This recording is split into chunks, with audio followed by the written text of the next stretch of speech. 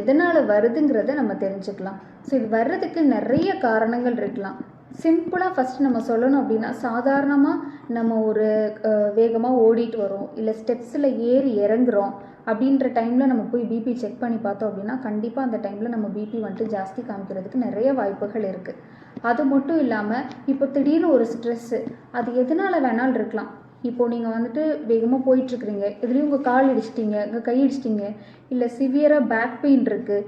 இந்த மாதிரி கண்டிஷன்லலாம் பார்க்கும்போது அந்த வலினால் உங்களுக்கு ஸ்ட்ரெஸ் ஜாஸ்தியாகி அதனால் உங்கள் பிபி வந்துட்டு அதிகமாக காமிக்கலாம். ஆனால் இந்த மாதிரியான பிபி பார்த்தீங்கன்னா அந்த டைமில் மட்டும்தான் இருக்குமே தவிர்த்து, நிறைய பேருக்கு அந்த வலி போனதுக்கப்புறமா, அந்த ஸ்ட்ரெஸ் கம்மியானதுக்கப்புறமா அது ரிவர்ஸ் ஆகிடும். அதனால் நம்ம எப்போவுமே ஒரு வேல்யூ மட்டுமே வச்சு பிபியை வந்துட்டு எனக்கு பிபி இருக்குது அப்படின்னு கன்ஃபார்ம் பண்ணிடக்கூடாது. அந்த டைமில் எடுக்கிறத வச்சு பிபி இருக்குன்னு கன்ஃபார்ம் பண்ணிடக்கூடாது.